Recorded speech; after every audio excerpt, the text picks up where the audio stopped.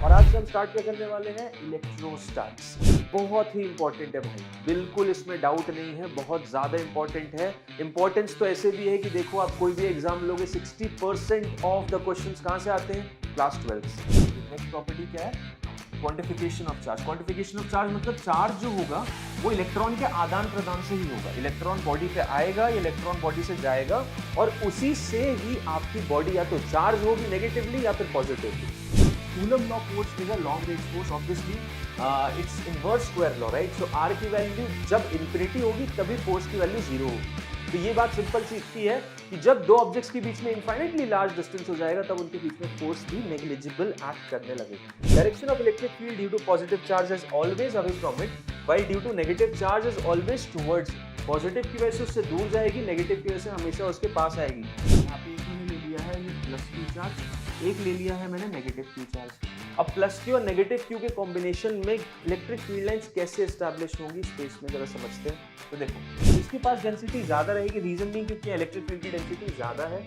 इसके पास डेंसिटी कम रहेगी तो closely spacely electric field lines के बीच में दूरी बनेगी। तो अगर मैं नेट फोर्स की यहाँ बात करूंगा, नेट फोर्स की बात करूंगा, तो एक चीज तो क्लियर है कि यार मेरा जो नेट फोर्स आ रहा है वो जीरो के बराबर आ रहा है। ये आप देख सकते हैं, क्योंकि इलेक्ट्रिक फ्लक्स के बाद ही मैं आगे चल के ये डिफाइन कर पाऊंगा कि गॉस लॉ क्या है। गॉस लॉ डिफाइन कर दिया तो फिर आगे जाके ये बता पाऊंगा कि भाई इलेक्ट्रिक फील्ड कंटीन्यूअस मास बॉडीज की कैसे गॉस लॉ से मैं पता करूंगा, ठीक है। तो ये बोलता है Gauss law. Gauss law basically ये बोलता है, ये तो अभी जस्ट हमने पता किया कि फ्लक्स असल में होता है। गॉस लॉ बोलता है जो net flux with the entire surface is just going to be because of the input charge. Hello everyone, क्या हाल है आप लोगों के। I welcome all of you to Infinity Learn by Shri Chaitanya. So I suppose आप सबकी तैयारी यार एकदम बढ़िया जोरदार तरीके से चल रही है एंड प्रिपरेशन में कोई कमी नहीं होगी, है ना। कोई कमी रहने भी मत देना। प्रिपरेशन ये आपकी नीट की है जो आपका करियर डिसाइड करने वाला है, तो प्रिपरेशन में कमी तो बिल्कुल भी नहीं होनी चाहिए। और इसी कमी को, जो भी थोड़ी बहुत आपके गैप्स हैं, थोड़ी बहुत प्रॉब्लम्स हैं, उन सबको दूर करने के लिए हम लोग लेकर आए हैं आप सभी के लिए एक बहुत ही अमेजिंग सी सीरीज जिसका नाम है एनसीईआरटी सारांश। सो आई सपोज आप सभी बहुत सारे लोग फॉलो कर रहे होंगे एंड अभी तक आप लोगों को पता चल ही चुका होगा हम एकदम कम समय में एनसीईआरटी की पूरी समरी, जिससे आपको एक बहुत अच्छा रिवीजन मिल जाए, साथ ही साथ प्रीवियस ईयर क्वेश्चंस और बहुत सारी चीजें लेकर आए हैं जिससे कि आप अपने नीट 2023 के लिए एकदम फाइनल रेडी हो सको, ठीक है। और इसी के साथ मैं आज के सेशन से स्टार्ट करने जा रहा हूं 12th के टॉपिक्स। अभी तक मैंने एंटायर 11th कंप्लीट कर दी है एंड जैसा कि मैंने आप लोगों को बोला था कम समय में सारे सेशंस आप देख सकते हो एंड जितने भी हमने सेशंस किए हैं वो लिमिटेड टाइम फ्रेम में बहुत अच्छी तरीके से एनसीईआरटी के सारे टॉपिक्स को डिस्कस किया है। साथ ही साथ आपको प्रीवियस ईयर क्वेश्चंस भी दिए हैं जिससे आपको एनालिसिस मिल जाए। और आज से हम स्टार्ट क्या करने वाले हैं, इलेक्ट्रोस्टैट्स। इलेक्ट्रोस्टैट्स नाम का चैप्टर स्टार्ट करने वाले हैं। तो इस चैप्टर में बेसिकली मैं कौन कौन से टॉपिक्स कवर, कौन कौन से बेसिकली चैप्टर कवर करने वाला हूं, तो देखो ये 3 पार्ट में आएगा पूरा डिस्कशन इलेक्ट्रोस्टैट्स का। एंड इसमें जो चैप्टर्स कवर होंगे वो होंगे इलेक्ट्रिक चार्जेस एंड फील्ड्स और दूसरा होगा इलेक्ट्रोस्टैटिक पोटेंशियल एंड कैपेसिटेंस, ठीक है। बहुत ही इंपॉर्टेंट है भाई, बिल्कुल इसमें डाउट नहीं है, बहुत ज्यादा इंपॉर्टेंट है। इंपॉर्टेंस तो ऐसे भी है कि देखो आप कोई भी एग्जाम लोगे 60% ऑफ द क्वेश्चंस कहां से आते हैं, क्लास 12 से। और क्लास 12 फिजिक्स की बात करो तो मात्र गिनती के 4 ही टॉपिक हैं। एक हो जाता है आपका इलेक्ट्रोमैग्नेटिज्म, इलेक्ट्रोस्टैट्स का पूरा टॉपिक, फिर मैग्नेटिज्म, फिर ऑप्टिक्स, फिर मॉडर्न फिजिक्स, ठीक है। और इन चारों में ही आपका पूरा का पूरा 12th बसा हुआ है। और क्योंकि 60% ऑफ द क्वेश्चंस आ रहे हैं इससे, तो जस्ट इमेजिन इंपॉर्टेंस कितनी ज्यादा हो जाती है। हर साल आप एक्सपेक्ट कर सकते हो 4 सवाल आपको इससे मिलेंगे ही मिलेंगे, ठीक है। तो बहुत इंपॉर्टेंट है, ज्यादा टफ नहीं है। आई सपोज आप सभी ने बहुत, देखो आप अभी सब 12th में हो तो आपके लिए बहुत फ्रेश होगा ये पूरा का पूरा unit, electric charges and fields का, इलेक्ट्रोस्टैटिक पोटेंशियल एंड कैपेसिटेंस का, सब एकदम फ्रेश है। आपको चाहिए बस एक अच्छा सा revision. 11th on the other hand मैं समझ सकता हूं क्योंकि टाइम बहुत ज्यादा हो जाता है तो थोड़े लूज एंड ज्यादा बड़े हो जाते हैं एंड समझने में, कॉन्सेप्ट्स को ग्रास्प करने में प्रॉब्लम आती है। बट मैं क्लास 12th की बात करूं तो अभी आप लोगों ने फ्रेश पढ़ा हुआ है। अभी अगर एक बहुत अच्छा रिवीजन मिल जाता है तो आप सभी जानते हो जल्दी रिवाइज करने पे, टॉपिक आज पढ़ा और कुछ दिन बाद ही अगर रिवाइज कर लिया, कुछ दिन बाद ही हमें समरी मिल जाएगी तो टॉपिक एकदम दिमाग में बैठ जाता है, ठीक है। इसी के साथ हम स्टार्ट करते हैं आज का टॉपिक जो कि है इलेक्ट्रोस्टैट्स 1। अब इसमें मैं क्या क्या कवर करने वाला हूं पार्ट 1 में, तो मैं आपको एक आइडिया दे देता हूं। मैं यहाँ पे कवर करूंगा आपके लिए चार्जेस के बारे में, फिर इलेक्ट्रिक फील्ड के बारे में, कूलम्स लॉ के बारे में, देन साथ ही साथ हम आगे बढ़ेंगे, गॉस लॉ को भी देखेंगे, डाइपोल को भी देखेंगे और बहुत सारी इन्हीं से रिलेटेड बातों को, इन सब के कॉन्सेप्ट्स को डिस्कस करेंगे। नेक्स्ट यूनिट से हम पोटेंशियल के बारे में डिस्कशन करेंगे और थर्ड वाला कैपेसिटेंस पे बेस्ड होगा, ठीक है। सो सबसे पहले स्टार्ट करते हैं यार, सबसे पहली चीज जो कि है चार्ज। चार्ज क्या है? तो charge is basically a particular thing जो आप किसी भी एलिमेंट पे डेवलप कर सकते हो, और इसका डेवलपमेंट का रीजन क्या होता है? इसके डेवलपमेंट का रीजन होता है या तो किसी बॉडी ने इलेक्ट्रॉन्स अक्वायर कर लिए हैं या उस बॉडी ने इलेक्ट्रॉन्स एमिट कर दिए, ठीक है। तो अगर बॉडी इलेक्ट्रॉन्स अक्वायर कर लेती तो नेगेटिवली चार्ज हो जाती है, और इलेक्ट्रॉन्स अगर रिजेक्ट कर देती तो पॉजिटिवली चार्ज हो जाती है। Because of the motion of electrons from one body to another, आपकी बॉडीज चार्ज होती हैं, ठीक है, या तो पॉजिटिव या नेगेटिव। तो दो ही टाइप के होते हैं, कौन कौन से? या तो पॉजिटिव चार्ज होगा या फिर नेगेटिव चार्ज होगा। It's a fundamental property associated with some forms of matter due to which all electrical and magnetic phenomena of nature happen. Basically बिल्कुल सही बात है, जो भी इलेक्ट्रिकल फिनोमेना आप देखते हो, अगर मैं इलेक्ट्रोस्टैट्स में फील्ड की बात करूं, पोटेंशियल की बात करूं, पोटेंशियल एनर्जी की बात करूं, फोर्सेस की बात करूं, रनिंग इलेक्ट्रिसिटी की बात करूं, या फिर मैग्नेटिक इफेक्ट्स की बात करूं, सब रिलेटेड कहीं ना कहीं चार्जेस से हैं। तो बहुत ही एक इंपॉर्टेंट एलिमेंटल प्रॉपर्टी हो जाती है, ठीक है। आओ कुछ प्रॉपर्टीज देख लेते हैं यार चार्जेस के बारे में। तो सबसे पहली property, additive nature of charge. Additive nature of charge क्या बोलता है? किसी बॉडी पे कुछ चार्ज है, अब चार्जेस तुम्हें पता, देखो नेक्स्ट एक प्रॉपर्टी आएगी, चार्जेस क्वांटिफाइड आल्सो। ये नेक्स्ट प्रॉपर्टी क्या है? Quantification of charge. Quantification of charge मतलब चार्ज जो होगा वो इलेक्ट्रॉन के आदान प्रदान से ही होगा। इलेक्ट्रॉन बॉडी पे आएगा, इलेक्ट्रॉन बॉडी से जाएगा, और उसी से ही आपकी बॉडी या तो चार्ज होगी नेगेटिवली या फिर पॉजिटिवली। अब पॉइंट ये है कि अगर किसी बॉडी पे कुछ चार्ज है, मान लो +5 कूलम, इसकी स्टैंडर्ड यूनिट क्या होती है? कूलम। +5 कूलम है। अब मान लो उस पे तुम और इलेक्ट्रॉन्स उसमें से निकाल लेते हो, तो +5 कूलम में से और इलेक्ट्रॉन निकाल ले तो और पॉजिटिवली चार्ज, तो जितने इलेक्ट्रॉन निकालोगे उस हिसाब से उस पे चार्ज और ज्यादा पॉजिटिव हो जाएगा, और अल्जेब्रिकली ही वो दोनों ऐड होंगे। तो यही बोलता है एडिटिव नेचर ऑफ चार्ज कि electric charges can be added algebraically. इसमें कोई दिक्कत नहीं है, स्केलर क्वांटिटी रहती है, कोई वेक्टोरिकल एडिशन की जरूरत नहीं है।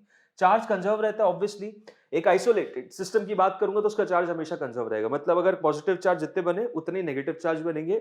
ओवरऑल जो नेट चार्ज था बॉडी का, न्यूट्रल थी तो न्यूट्रल रहेगी, पॉजिटिवली चार्ज थी तो पॉजिटिवली चार्ज रहेगी। इंटरनल वेरिएशन बिल्कुल हो सकते हैं। चार्ज इनवेरिएंट होता है। इनवेरिएंट का मतलब ये होता है जैसे मास, तुम लोगों ने मास की एक बहुत स्टैंडर्ड रिलेशन देखी होगी, m is equal to m0 divided by 1 minus v square by c square. ये बिल्कुल देखी होगी। और ये रिलेशन बेसिकली, और ये रिलेशन आपकी टाइम की भी है, ठीक है। मतलब जो आपने अगर कभी आपके अंदर इंटरेस्ट आया हो रिलेटिविटी के बारे में या जनरल रिलेटिविटी थ्योरी जो कि आइंस्टाइन ने दी थी, उसमें ये भी बताता है जो टाइम गैप होता है, that time is also variant, मतलब वो वेलोसिटी पे डिपेंड करता है। अगर आप next to close speed of light के पास पहुंच जाते हो तो आपका जो टाइम होता है वो इन्फिनिटली लार्ज हो जाता है, आपके लिए घड़ी बढ़ेगी नहीं, सेकेंड का इंटरवल इतना बड़ा हो जाएगा कि आपके लिए हर एक सेकंड होगा नहीं। और साथ ही साथ मास जो हो जाएगा, मास भी आपका बहुत ज्यादा बड़ा हो जाएगा। देखो अगर आप अगर आप वेलोसिटी ऑफ लाइट मतलब स्पीड ऑफ लाइट के आसपास जाओगे तो यहाँ c रखोगे, 1 माइनस c 0 हो जाएगा, एनीथिंग अपॉन 0 इन्फिनिटी हो जाता है। मतलब ऑल इन ऑल बोलने का मतलब ये है कि मास जो होता है बॉडी का वो भी डिपेंड करता है किस पे? वो डिपेंड करता है आपका वेलोसिटी ऑफ दैट ऑब्जेक्ट पे। और m0 यहाँ पे क्या कहलाता है? m0 कहलाता है रेस्ट मास। तो सर मैं मास की बात क्यों करवा रहा हूं? मैं इसलिए कर रहा हूं यहाँ पे मास की बात क्योंकि ये बताने के लिए charge is invariant. Charge velocity पे डिपेंड नहीं करता, चार्ज जितना है उतने का उतना ही रहता है।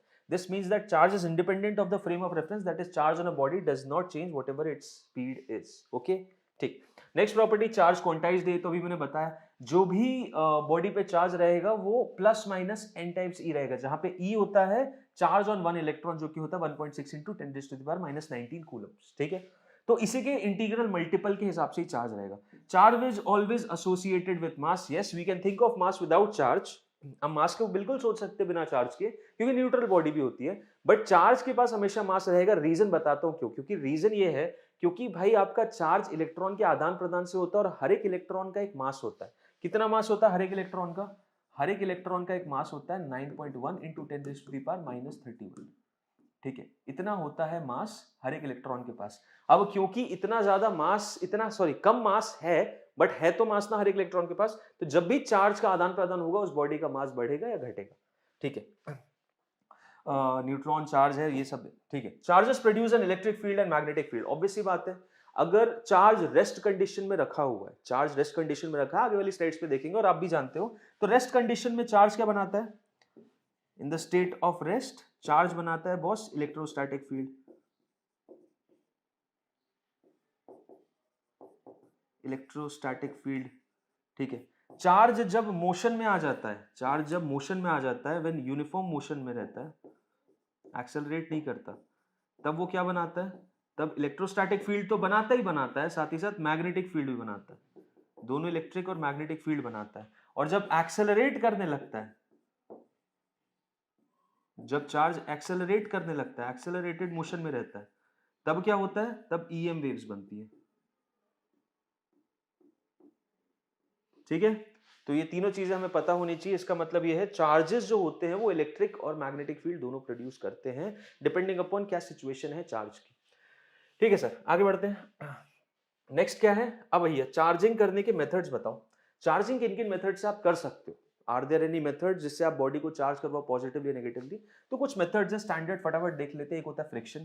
फ्रिक्शन मतलब व्हेनेवर टू बॉडीज आर रब टू ईच अदर, इलेक्ट्रॉन का आदान प्रदान होगा जिस हिसाब से एक पॉजिटिव चार्ज होगी, एक नेगेटिव चार्ज होगी। इनको हमें फटाफट रिवाइज करना है क्योंकि हम जानते हैं। कंडक्शन, अगर कोई बॉडी मेरे पास पॉजिटिवली चार्ज है, अगर बॉडी कोई मेरे पास पॉजिटिवली चार्ज है और इस बॉडी को मैं एक न्यूट्रल बॉडी के साथ कनेक्ट में ले आता हूँ, ठीक है, तो क्या होगा? थोड़ा बहुत चार्ज जो होगा यहां से यहां ट्रांसफर हो जाएगा।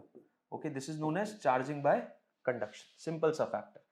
Third, charging by induction. Induction में क्या होता है? उसी रॉड को मैं पास में लाऊंगा और because of the presence of electric field, इसमें ये देखो कंडक्टर होगा तो यहाँ पे चार्जेस का सेपरेशन होने लगेगा। यहाँ पे नेगेटिव चार्जेस आ जाएंगे और यहाँ पॉजिटिव चार्जेस डेवलप हो जाएंगे। ठीक है, so this is known as charging by induction. Touch नहीं कर रहा है, पास में लाए। ठीक, okay. Charging by field emission. Field emission में होता है एक बहुत स्ट्रॉन्ग फील्ड तुम जनरेट करके रखो, एक बहुत स्ट्रॉन्ग फील्ड तुम जनरेट करके रखोगे तो because of the presence of that strong electric field charges escape out करने लगते हैं। यहाँ पे आप देख सकते हो, सपोज एक मेटेलिक बॉडी है, यहाँ पे एक बहुत तेज स्ट्रॉन्ग इंटेंसिटी की इलेक्ट्रिक फील्ड लाइन है। अब इस इलेक्ट्रिक फील्ड लाइन के प्रेजेंस में जो इलेक्ट्रॉन्स है इधर सेपरेट आउट हो जाएंगे और बहुत ज्यादा इंटेंसिटी रहेगी तो सरफेस को लीव करके आगे भी बढ़ जाएंगे। ठीक है, सो ये भी चीज रहती है। देन चार्जिंग बाय इरेडिएशन, इसमें ये होता है जो इलेक्ट्रोमैग्नेटिक वेव्स है, electromagnetic waves basically electrons absorb करते हैं और अपने ऑर्बिट से उचक के बाहर जाने लगते हैं। ठीक है, सो ये फंडा भी यूज होता है और इसको बेसिकली हम बोलते हैं चार्जिंग बाय रेडिएशन। मतलब यहाँ पे चार्जेस, अब इलेक्ट्रॉन उठ के चले गए तो पॉजिटिवली चार्ज होगी ना बॉडी, तो समझ में आ रहा होगा आप लोगों को किस हिसाब से हमारा चार्जिंग बाय रेडिएशन वर्क करता है। ठीक है, ओके। तो आपने कुछ मेथड्स मेरे को बता दिए, बड़े बेसिक से। आपने मेरे को प्रॉपर्टीज बता दी, आपने मेरे को मेथड्स बता दी किस तरीके से मैं चार्ज कर सकता हूँ बॉडी को। अब आगे क्या? आगे आता है, यहां से मेन चीज चालू होती है जो कि है, ठीक है, पूरी की पूरी कहानी इलेक्ट्रोस्टैटिक्स की कूलम्ब्स लॉ पे डिपेंडेंट है। कूलम्ब लॉ सिंपल ये बोलता है, जो कि ग्रेविटेशन से बेस्ड है, कि भाई दो चार्जेस रखे हैं r डिस्टेंस अपार्ट, तो दोनों चार्जेस एक दूसरे पे फोर्स लगाएंगे। अब वो रिपल्सिव फोर्स भी हो सकता है और अट्रैक्टिव फोर्स भी हो सकता है। रिपल्सिव होगा जब लाइक चार्जेस होंगे, रिपल्सिव का केस तब आएगा जब चार्जेस लाइक होंगे, और अट्रैक्टिव कब होगा? अट्रैक्टिव होगा जब अनलाइक चार्जेस होंगे। ठीक है, अट्रैक्टिव होगा जब अनलाइक चार्जेस होंगे। ठीक है, सो ये रहा हिसाब, ये रहा हिसाब।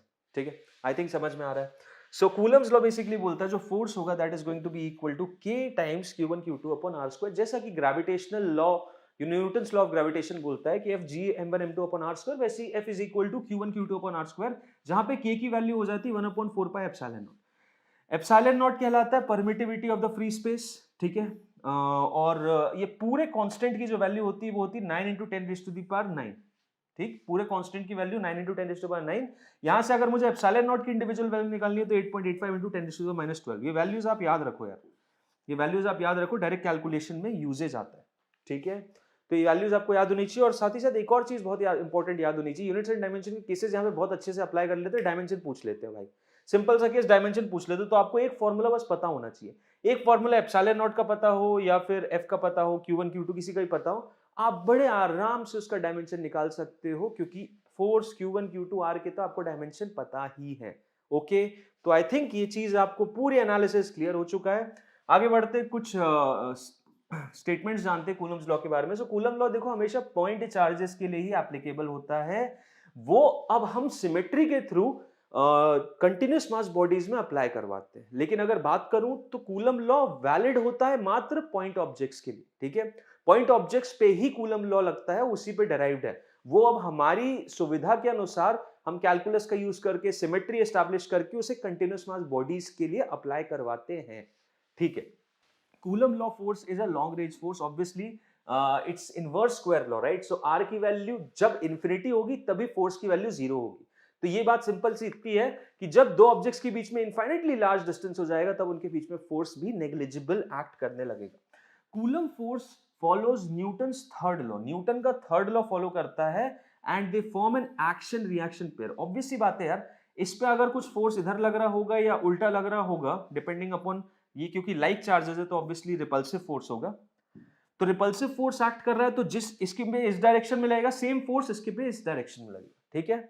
ओके, इसी हिसाब से आप यार वेक्टर फॉर्म में भी कूलम लॉ बता सकते हो, बिल्कुल बता सकते हो बड़े आराम से। देखो पहली चीज तो दो चार्जेस रख दिए मैंने Q1 और Q2, दोनों की पोजीशन बता दो, इसकी पोजीशन वेक्टर R1, इसकी पोजीशन वेक्टर R2। अब R12 क्या हो जाएगा, R12 हो जाएगा R1 माइनस R2, तो माइनस R1 R2 ये हो गया मेरा R12 वेक्टर, ठीक है। अब ये मेरा R12 वेक्टर। अब देखो सपोज करते दोनों के दोनों चार्जेस पॉजिटिव है, सपोज करते दोनों के दोनों चार्जेस सेम नेचर के पॉजिटिव है, तो क्या करेंगे, रिपल्सिव फोर्स लगाएंगे। जी सर बिल्कुल, इस पे लगेगा इधर, इस पे लगेगा इधर। मैं उसको डिफाइन कर लेता हूं, this is basically force on two because of one, and this is basically force on one because of two, ठीक है, समझ में आ रहा है। F12 है force on one because of two, और F21 है force on two because of one. अब F12 का डायरेक्शन कहां है, F12 का डायरेक्शन तो सर देखो R21 के डायरेक्शन में ही आ रहा है, इसी डायरेक्शन में आपका किसका डायरेक्शन आ रहा है, F12 का डायरेक्शन आ रहा है, ठीक है सर, ठीक है, सही बोला आपने।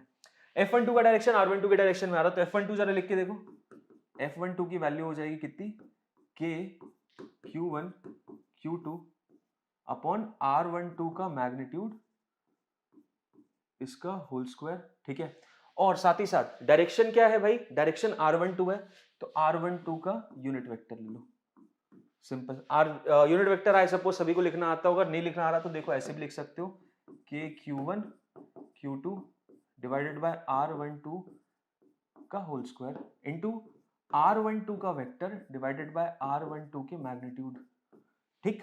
तो यूनिट वेक्टर इस हिसाब से लिखते हैं, तो यहां से आप बड़े आराम से निकाल सकते हो। देखो वेक्टोरिकली मैंने बता दिया F12 का डायरेक्शन। ऐसे ही अगर मैं F21 बताना चाहूंगा तो उसमें अंतर कुछ नहीं आएगा, मैग्नीट्यूड तो देखो सेम ही रहेगा, यहाँ पे एक नेगेटिव साइन बस और छोड़ देना, रीजन बीइंग क्योंकि R12 का डायरेक्शन इधर है और F12 इधर लग रहा है। तो देख रहे हो कितना आसान हो जाता है कूलम लॉ को वेक्टर लॉ में समझना, बड़ा आसान, बहुत ही इजी, बड़े आराम से समझ लिया, ठीक है सर। ओके, अब effect of medium on Coulomb's law क्या होता है। अगर आपने वैक्यूम में रख दिया, सर आपने वैक्यूम में रख दिया तो बड़ा आसान है, 1/4 pi epsilon naught Q1 Q2 by R square. लेकिन आपने वैक्यूम में नहीं रखा, आपने कहां रखा, किसी सब्सटेंस में, किसी लिक्विड में रख दिया, एक सपोज लिक्विड है उसके अंदर रख दिया चार्जेस का, तो फोर्सेस पे कुछ फर्क पड़ता है, बिल्कुल पड़ता है यार, बिल्कुल पड़ता है। ये जो मीडियम है अगर ये आपकी फील्ड लाइंस को इफेक्ट कर सकता है तो डेफिनेटली जो फोर्स लगेगा उस पर इफेक्ट पड़ेगा, और उसी इफेक्ट को क्वांटिफाई, उसी इफेक्ट को नापने के लिए हमने डाइलेक्ट्रिक कांस्टेंट इजाद किया है, या फिर आपने रिलेटिव परमिटिविटी का कॉन्सेप्ट इजाद किया है, ठीक है। या तो आप डाइलेक्ट्रिक कांस्टेंट बोलो, जो कि आप देखोगे सेशन 3 में जब मैं कैपेसिटर्स में डाइलेक्ट्रिक कांस्टेंट डाल के वहां पे भी केस करूंगा। यहां पे आप इस चीज को रिलेटिव परमिटिविटी के हिसाब से समझ सकते हो। तो रिलेटिव परमिटिविटी बेसिकली बस ये होती है कि एप्सिलॉन आर होता है जो भी उस मीडियम की परमिटिविटी है divided by permittivity of free space. समझ में आया? रिलेटिव परमिटिविटी होती है जो भी उस मीडियम की परमिटिविटी है divided by permittivity of free space. तो जो हम नॉर्मली समझते हैं ना, नॉर्मली हम फोर्स क्या समझते हैं, 1/4 pi epsilon naught Q1 Q2 by R को। तो एप्सिलॉन नॉट होता है जब हम फ्री स्पेस मान रहे हैं, अब हम फ्री स्पेस नहीं मान रहे, हम मान रहे मीडियम, तो एप्सिलॉन की जगह एप्सिलॉन मीडियम डाल दो, और एप्सिलॉन मीडियम ये देखो, ये रहा, ये है मेरा एप्सिलॉन मीडियम, तो एप्सिलॉन मीडियम कितना हो जाएगा, epsilon naught into epsilon R के बराबर। तो हमको बस किसी भी फोर्स की बात करूंगा किसी मीडियम में, तो हमें इतना याद रखना 1/4 pi epsilon naught into epsilon R Q1 Q2 by R square. Simple as that. अगर ये समझ लिया तो बॉस आंसर आ गया। ठीक, ओके सर, आगे बढ़ो। चलो इलेक्ट्रिक फील्ड इंटेंसिटी पे आते हैं। कूलम्स लॉ समझ लिया मैंने। कूलम्स लॉ मेरे को फोर्स बताता है कि दो ऑब्जेक्ट्स के बीच में फोर्स कितना लगेगा। तीन ऑब्जेक्ट्स के बीच में भी बताना है तो भी बता दूंगा। प्रिंसिपल ऑफ सुपरपोजिशन, बस vector form of addition add करना है। देखो यार सिंपल सी चीज बता रहा हूं, मतलब अगर तीन चार्जेस भी हैं Q1 Q2 Q3, ठीक है, तब इस पे तुम्हें दोनों की वजह से बताना है। तो भैया देखो इस नेगेटिव मान लो तो इस पे फोर्स इधर आएगा, F1 मान लो इसकी वजह से फोर्स इधर आएगा, सॉरी इधर नहीं उल्टा आएगा क्योंकि ये दोनों पॉजिटिव है। अब बस करना क्या है, इन दोनों का वेक्टर सम ले लेना है। वेक्टर सम ले लोगे तो ये नेट फोर्स आ जाएगा इस हिसाब से। तो वेक्टर सम लेके आप फोर्सेस बता सकते हो। अब हम इसके आगे बढ़ते हैं और बात करते हैं इलेक्ट्रिक फील्ड इंटेंसिटी से, क्योंकि यहां से थोड़ा मेजर जो एलिमेंट है वो चालू होने लगता है इलेक्ट्रिक फील्ड इंटेंसिटी से।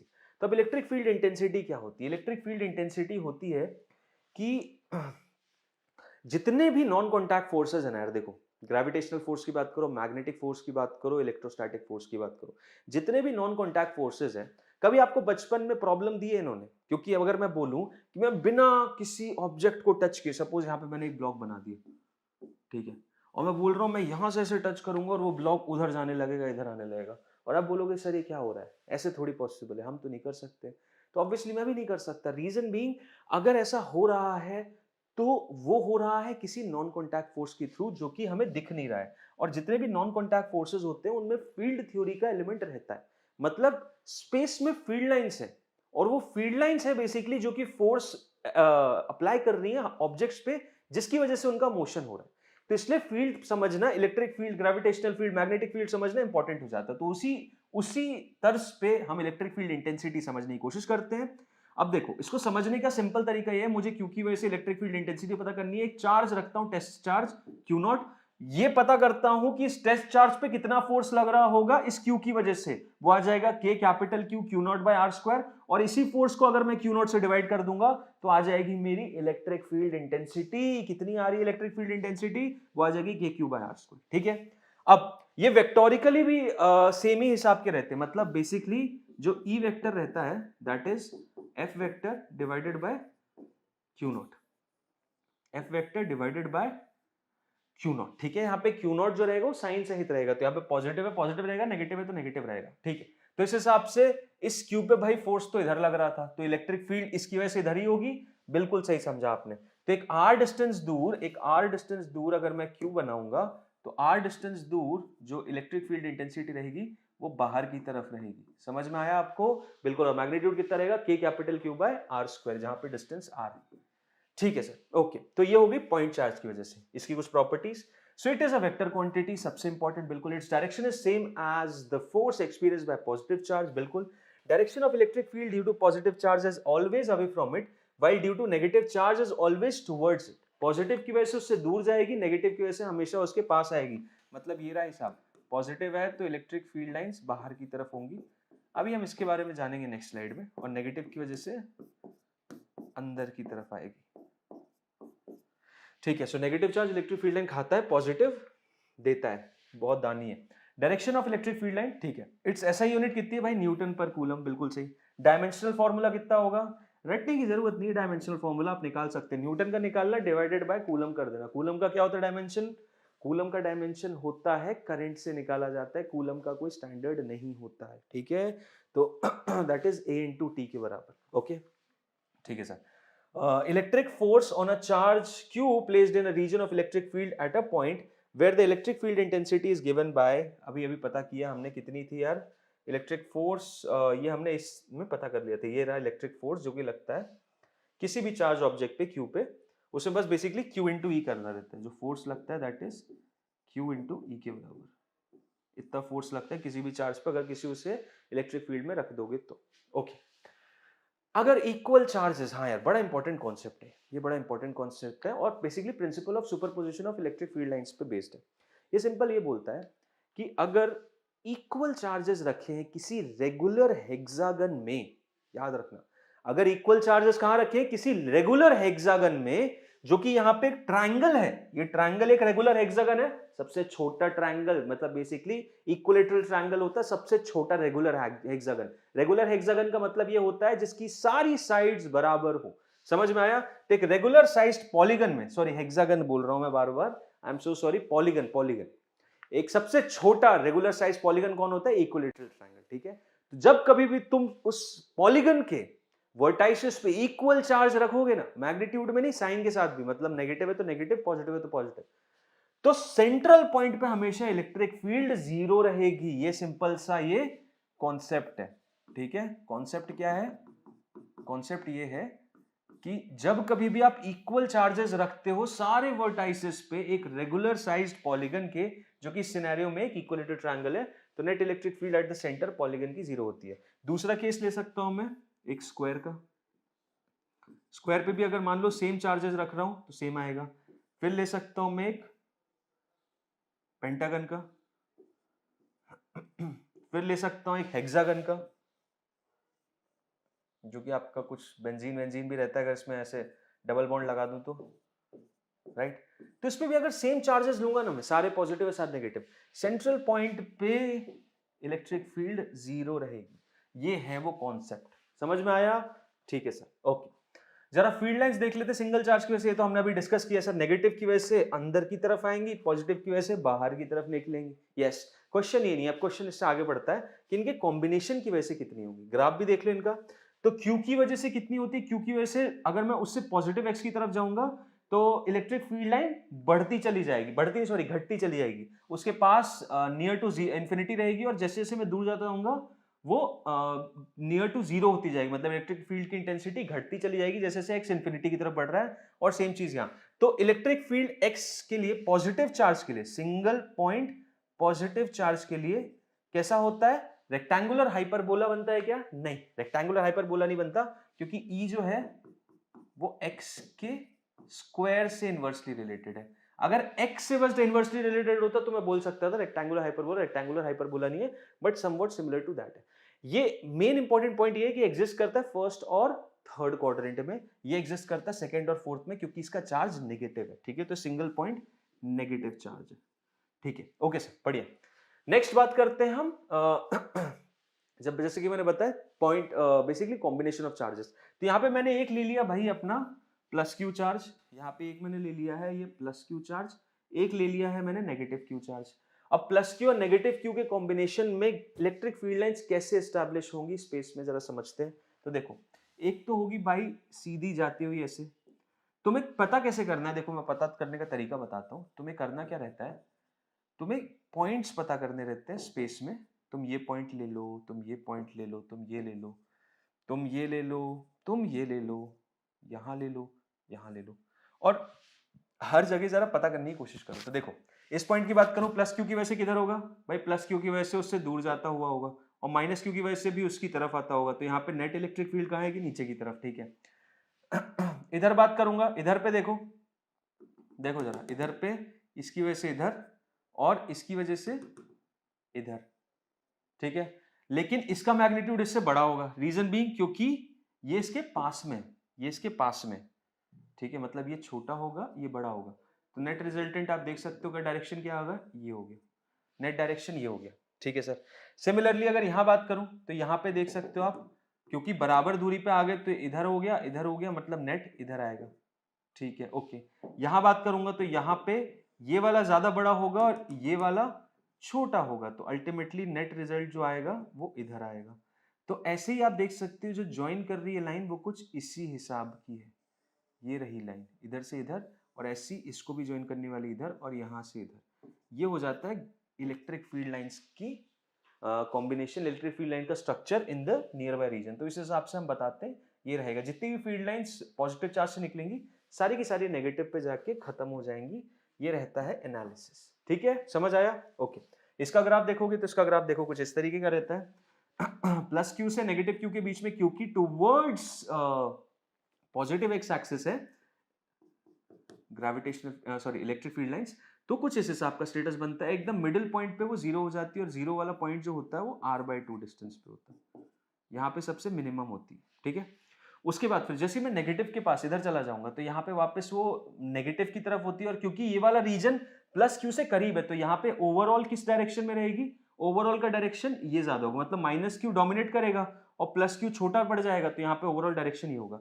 यहाँ पे प्लस क्यू डोमिनेट करेगा बट डायरेक्शन उल्टा ही है, और नेगेटिव क्यू छोटा पड़ जाएगा तो ओवरऑल डायरेक्शन भी है, तो इन दोनों साइड्स में नेगेटिव इलेक्ट्रिक फील्ड आएगी, that means towards negative x axis आएगी, बट इस पूरे रीजन में टुवर्ड्स पॉजिटिव एक्स एक्सिस आएगी। आई थिंक सबको ये बात समझ में आ रही है किस हिसाब से ग्राफिकल एनालिसिस किया गया है। इंपॉर्टेंट है भाई, इंपॉर्टेंट है, याद रखना है आपको। ये ग्राफिकल एनालिसिस होता है किसका, दो चार्जेस का प्लस और माइनस इक्वल अमाउंट के, इक्वल अमाउंट की होना चाहिए तभी ऐसा बनेगा, ठीक है, वरना वेरिएशन आएंगे। नेक्स्ट केस लेते हैं जब same amount of charge, same magnitude, plus Q और माइनस क्यू। तो प्लस क्यू और माइनस क्यू में क्या रहेगा, प्लस क्यू और माइनस क्यू में आप देख सकते हो वही सेम पॉइंट करना है। अब है देखो एक सेंट्रल पॉइंट पे तो इसकी वजह से और इसकी वजह से बराबर हो जाएगा, यहाँ जीरो आएगी। उसके अलावा किसी भी और पॉइंट की बात करूंगा तो बाहर की तरफ निकलती, मतलब यहां से भी बाहर निकलेंगी, यहां से भी बाहर निकलेंगी, और ग्रेविटेशन इलेक्ट्रिक फील्ड लाइंस का स्ट्रक्चर कुछ इस तरीके का होगा, ठीक है, ओके। इसकी ग्राफ की बात करूं तो इसका ग्राफ देखो इस तरीके का रहेगा। क्यू से प्लस क्यू की तरफ देखूंगा तो एक पर्टिकुलर रीजन में, क्योंकि इस रीजन में ये क्यू डोमिनेट कर रहा है, मतलब ये वाला ज्यादा होगा और ये वाला कम रहेगा, तो टुवर्ड्स राइट रहेगी। लेकिन इस पर्टिकुलर रीजन में ये ज्यादा डोमिनेट करेगा और इसकी वजह से छोटा हो जाएगा, तो ये इस तरफ नेट डोमिनेट करेगा।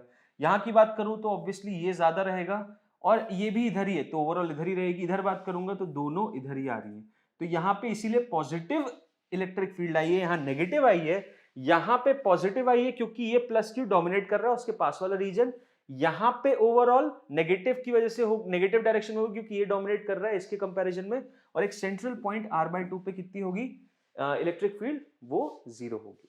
Similar kind of a graph आप माइनस क्यू और माइनस क्यू के लिए भी देखोगे, बस डायरेक्शन थोड़ा जस्ट इसका मिरर इमेज हो जाएगा, उसमें यहां से ऐसे उठेगा, समझ रहे हो, यहां से ऐसे उठेगा क्योंकि उस सिनेरियो में माइनस क्यू की वजह से टुवर्ड्स नेगेटिव आएगा और यहाँ पे इधर आ जाएगा टुवर्ड्स पॉजिटिव डायरेक्शन, ठीक है। तो इसका बस mirror image and the mirror has to be considered along X axis, मतलब मैं बना दूं अगर तो देखो इस तरीके का ग्राफ आएगा। इसी में बना देता हूँ, इसी बना देता हूँ ग्रीन कलर से, ग्रीन नहीं यार व्हाइट से बनाते हैं, ठीक है। तो देखो कुछ इस तरीके का रहेगा, डॉटेड लाइन से बना रहा हूँ।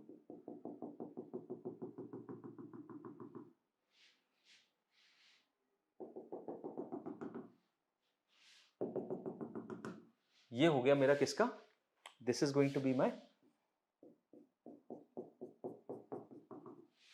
ग्राफ, ठीक। इस तरीके का ग्राफ रहेगा किसके लिए, नेगेटिव चार्ज के लिए, जब माइनस क्यू का सिस्टम रहेगा दो चार्जेस का, ठीक है सर, ओके। लो बना के भी रखा है, बना के भी रखा है, माइनस क्यू में इस हिसाब से रहेगा, और ग्राफ देखो ऐसा रहेगा, यही बताया था, बिल्कुल यही बताया था, बहुत अच्छी बात है आपने बता भी दिया, चलो बढ़िया। अब इलेक्ट्रिक फील्ड लाइंस की कुछ प्रॉपर्टीज, तो electromagnetic field lines do not form any closed loop, बिल्कुल सही बात, कभी भी क्लोज्ड लूप नहीं बनाती। ये field lines, electrostatic field lines conservative होती है और ये कभी भी क्लोज्ड लूप्स नहीं बनाती, ठीक है। क्लोज्ड लूप्स का केस देखोगे आप जब non conservative electric field lines पे जाओगे, जो कि आएंगी मैग्नेटिज्म में, और वो तब बनती है जब टाइम वेरिंग मैग्नेटिक फील्ड का केस आता है। अभी for the time being electrostatic field की, मतलब चार्जेस रेस्ट तो उनकी वजह से इलेक्ट्रिक फील्ड लाइन की बात कर रहे हैं, तो ये कभी भी क्लोज्ड लूप नहीं बनाती। आप देख सकते हो ना यार, पॉजिटिव चार्ज से उग रही है, नेगेटिव पे जाके खत्म हो रही है, पॉजिटिव से उठ के वापस पॉजिटिव में नहीं आ रही है। ऐसा अगर होता तो मैं बोलता क्लोज लूप बन रहा है, ठीक है। साथ ही साथ density of field lines around a given point indicates the strength of the field at that point, बिल्कुल सही बात। जैसे आप देख सकते हो यहाँ पे डेंसिटी काफी ज्यादा है क्योंकि कम ही एरिया में ज्यादा नंबर ऑफ फील्ड लाइंस है, और यहाँ पे अगर बात करोगे तो एरिया बढ़ गया, number of field line same, मतलब यहाँ डेंसिटी कम है, यहाँ डेंसिटी ज्यादा है, यानी कि यहाँ इंटेंसिटी इलेक्ट्रिक फील्ड लाइन की ज्यादा होगी एज कंपेयर टू एबी, ठीक है। तो पॉइंट पता होना चाहिए। Next point, electric line of force end और start perpendicularly on the surface of a conductor, बिल्कुल सही बात। देखो कंडक्टर की प्रॉपर्टी क्या होती है, कंडक्टर के पास फ्री चार्जेस बहुत सारे होते हैं, कंडक्टर के पास होते हैं फ्री चार्जेस अथाह मात्रा में, तुम गिन भी नहीं सकते। और क्योंकि फ्री चार्जेस होते हैं बहुत ज्यादा, तो होता क्या है कि जब भी आप इलेक्ट्रिक फील्ड के प्रेजेंस में उसको रख देते हो, उसके अंदर इंटरनली चार्ज रीडिस्ट्रीब्यूट हो जाता है इस तरीके से जिससे कि नेट अंदर इलेक्ट्रिक फील्ड जीरो रहे। इसकी प्रॉपर्टीज हम सेपरेटली डिस्कस करेंगे आने वाले सेशंस में, इस सेशन में नहीं, उसके अगले सेशन में। बट आपको ये पता होना चाहिए ओवरऑल क्या होता है, ओवरऑल जो स्फीयर रहता है, ओवरऑल जो भी एक कंडक्टर रहता है, वो इक्वी पोटेंशियल रहता है, मतलब हर एक पॉइंट पे उसके, यहां बात करूं, यहां यहां यहां यहां हर जगह बात करूं, पूरे सरफेस पे हर जगह सेम पोटेंशियल है। अब सेम पोटेंशियल होता है ना, तो सेम पोटेंशियल पे कभी भी इलेक्ट्रिक फील्ड का कोई कंपोनेंट नहीं होना चाहिए। इसीलिए बोलते हैं अगर इलेक्ट्रिक फील्ड आपने ऐसी रखी हुई है और इसमें आपने ये गोला डाल दिया, किसका, मेटल का, तो इलेक्ट्रिक फील्ड लाइंस कुछ इस हिसाब से डिस्टॉर्ट हो जाएंगी जिससे कि उनका जो डायरेक्शन है वो परपेंडिकुलर हो जाए सरफेस के। जैसे कि यहां देख सकते हैं परपेंडिकुलर, यहां देख सकते हैं परपेंडिकुलर, यहां देख सकते हैं ये परपेंडिकुलर, यहां देख सकते हैं ये परपेंडिकुलर, यहां भी देख सकते हो आप ये पर, मतलब सरफेस के परपेंडिकुलर है, ठीक है। सेम चीज यहां पे भी होगी, यहां भी देख सकते हो आप ये परपेंडिकुलर, ये भी परपेंडिकुलर, ये भी perpendicular, this is also perpendicular. समझ में आ रहा है? तो ये सब आपकी परपेंडिकुलर हो गई to the surface of the particular metallic sphere over है, ठीक है। तो इंपॉर्टेंट पॉइंट है। Next, field lines due to unequal charges 2q and -q। 2q और -q की वजह से जो इलेक्ट्रिक फील्ड लाइंस रहेंगी रीजन में, वो कैसी रहेंगी? तो देखो यहां पे क्या था, अभी तक मैंने कौन सा केस देखा था, अभी तक मैंने देखा था +q और -q का, +q -q +q +q -q -q। अब मैं देख रहा हूं +2q और -q, मतलब अलग मैग्नीट्यूड है भाई चार्ज का अलग मैग्नीट्यूड है, और चार्ज का अलग मैग्नीट्यूड है, तो जो फील्ड लाइंस रहेंगी ना वो कुछ इस हिसाब से डिस्टॉर्टेड रहेंगी। मतलब ये आप देख सकते हो, ये कुछ यहां से इधर ऐसे जाएगी। समझ में आ रहा है आपको? जो फील्ड लाइंस रहेंगी वो कुछ इस हिसाब से रहेंगी भाई, वैसा नेचर नहीं रहेगा जैसा आप देख सकते हो, क्योंकि इसमें डोमिनेट कौन करेगा? डोमिनेट करेगा आपका +2q चार्ज। आप किसी भी पॉइंट पे एक जनरलाइज्ड पॉइंट लेके पता कर सकते हो कि कितना मैग्नीट्यूड रहेगा, बट फील्ड लाइंस कुछ इस तरीके की रहेंगी, इसके पास रहेंगी, इसके पास डेंसिटी ज्यादा रहेगी, रीजन बीइंग क्योंकि इलेक्ट्रिक फील्ड की डेंसिटी ज्यादा है, इसके पास डेंसिटी कम रहेंगी, तो closely spaced electric field lines के बीच में दूरी बनेगी, ठीक। तो आई थिंक एक एनालिसिस आपको समझ में आ रहा है, अगर अनइक्वल चार्जेस रहेंगे तो कैसा बनेगा। ये ब्लैक से आ गया, क्या लिखा है?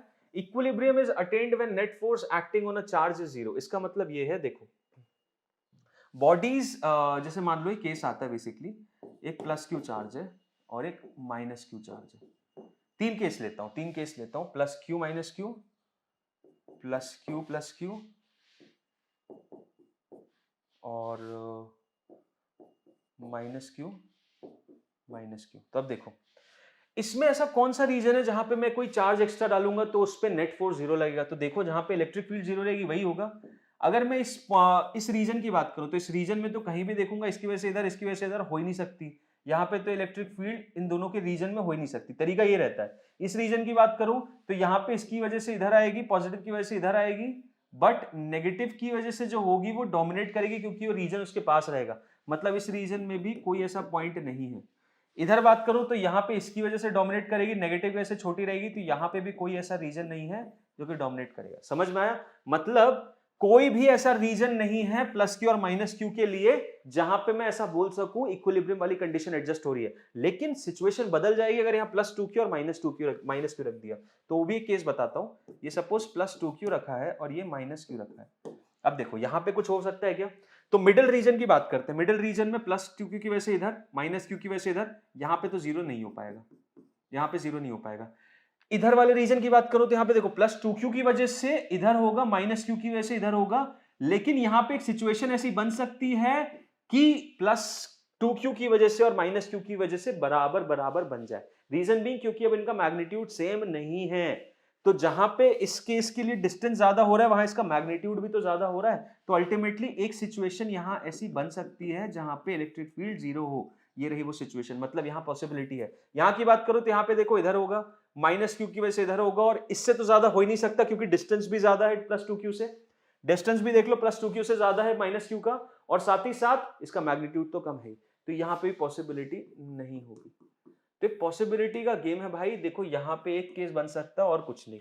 इसमें बात करूं +q में तो यहाँ बस बीच में बनेगा यही एक पॉइंट, इसमें बात करूं तो यहाँ बस बीच में बनेगा एक पॉइंट, और बाकी दोनों अलग रीजन में कोई नहीं बनेगा। इन दोनों में इलेक्ट्रिक फील्ड नाइदर 0 के बराबर नहीं होगी, ठीक है। सो आई थिंक एनालिसिस समझ में आ रहा है आपको, इक्विलिब्रियम का कंडीशन कैसे डेवलप होता है। ठीक है सर, आगे बढ़ो। आगे बढ़ते हैं और अब बात करते हैं डाइपोल मोमेंट के बारे में। डाइपोल मोमेंट क्या है? डाइपोल मोमेंट सिंपल सा एक स्ट्रक्चर होता है। किस चीज का स्ट्रक्चर होता है? स्ट्रक्चर होता है आपका दो चार्जेस का, स्ट्रक्चर होता है दो इक्वल एंड अपोजिट चार्जेस का जब थोड़ी सी दूरी पे रखे हैं। तो यहाँ पे देखो एक रख दिया प्लस क्यू चार्ज, एक रख दिया माइनस क्यू चार्ज। ये प्लस क्यू और माइनस क्यू जब एक पर्टिकुलर डिस्टेंस पे रखे जाएंगे वो फॉर्मेशन होता है एक डाइपोल का। सिंपल, ठीक है। अब डाइपोल मूवमेंट को फॉर्मूले से कैसे डिपिक्ट करते हैं? तो वो होता है जो भी मैग्नीट्यूड है चार्ज का इनटू दोनों के बीच की दूरी। डायरेक्शन इसका कैसा रहता है? इसका डायरेक्शन हमेशा नेगेटिव टू पॉजिटिव की तरफ रहता है, ठीक है। डायरेक्शन